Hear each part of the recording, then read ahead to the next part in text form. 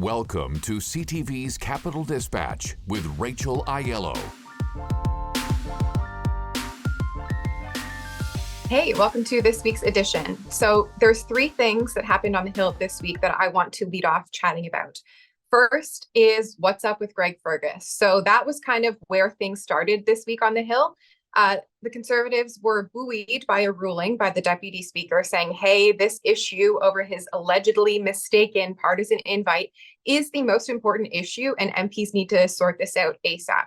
So what happened was they were allowed to give priority debate to this issue. You'll recall Greg Fergus was in hot water over sending an invitation asking his constituents to join him for an event. It was supposed to be a fun-filled, lighthearted barbecue, but the wording that the Liberal Party put on the invite was pretty partisan, calling Pierre Poilievre and his policies reckless. Essentially, the Liberals said, hey, that was our mistake. It was boilerplate language, wasn't meant to be there. They fixed it. Conservatives said that's not enough. Just another example of how Greg Fergus, as a Liberal MP, is too partisan to be the Speaker. So this all kind of accumulated in this motion that was brought forward early this week, essentially saying that the government or the House of Commons should vote to remove Greg Fergus as Speaker and prompt another Speaker's election. Ultimately, though, with the backing of the Liberals, the NDP, and the Greens, Greg Fergus survived the vote. The attempt from the Conservatives and the Bloc failed. But I don't really think Fergus is out of the woods yet. We're looking at nearly half of MPs in the House of Commons now saying, because of his excessive failures to make the right call or assess his own Liberal bias, they no longer have confidence in him as the independent adjudicator. And that is quite unprecedented.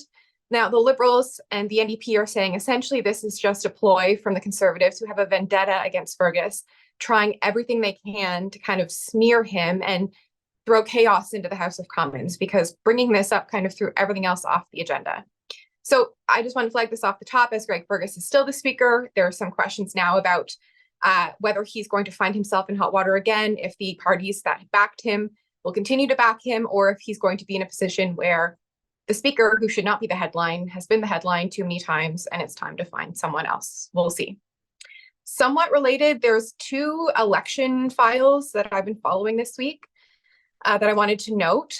First, we broke the story that the NDP are going to be trying to amend the government's electoral reform legislation, specifically the measure within it seeking to extend the election by 1 week. So right now, the next federal vote has to happen under the fixed election law by October 20th, 2025. The Liberals want to move it to October 27th, so basically push it by a week. The government says this is because of Diwali. They want to be able to not have any interruptions with people being able to head to the polls because of that largely celebrated holiday. But coincidence or not, this measure also secures MPs' pensions. So there's 80 MPs right now who were elected in 2019, October 21st. So let's say the election is held on October 20th and they lose. They miss the qualifying number to hit their pension by a day. You need to be an MP for 6 years to qualify for a pension. So if these MPs ran in the next election and lost their seat, they'd miss that eligibility by 1 day. So this has caused some controversy. The NDP are now saying they want to scrap this provision from the bill. They don't think it's fair that there's kind of this backdoor way to give this perk to MPs who might not otherwise qualify for this pension offering. They're looking to keep the election date as is. They say they're mindful of the holiday, but certainly it shouldn't be a precedent-setting matter to give them this essentially grace. The Canadian Taxpayers Federation has estimated that should all 80 of these MPs lose, which would be unlikely, Canadian taxpayers would be on the hook over a lifetime, about $120 million. So we're not talking pennies here. I'm just going to be watching this one going forward because we've now got the NDP, who are supposed to be backing the Liberals on most things, helped them with this bill in other aspects, now saying this piece they don't support. They're going to be pushing the other parties to try to make the case that it's a bad look right now in the cost of living crisis Canadians are facing to try to backdoor protect some MPs' pensions. They're putting the pressure on the Conservatives, who Poilievre has already said he doesn't like this idea. He would be voting against it. So perhaps they will support this NDP amendment. And then the Bloc, who actually more than half of their caucus are among those MPs who would be able to hold on to their pensions if the election was held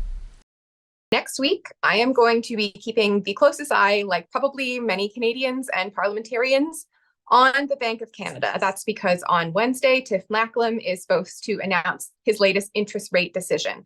Now, there have been a kind of hemming and hawing from economists about what he's going to do. There are some suggesting that based on current other economic factors, now is not the time to lower interest rates. We've been waiting for this for some months, wondering when it was going to be the time for rates to start to drop.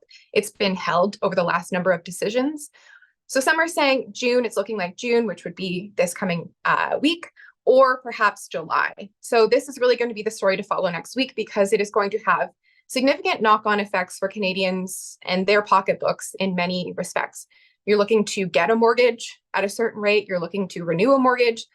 Whether or not that rate drops or holds is going to be key. So CTV News is going to have extensive coverage of this across the country, the various implications of this rate decision, whether it is another hold, which would, I then think, likely give way to it being pretty certain that July would be when that rate drop would come, or perhaps Tiff Macklem and the Bank of Canada is ready to make that rate cut now. So certainly going to be a big story to watch next week.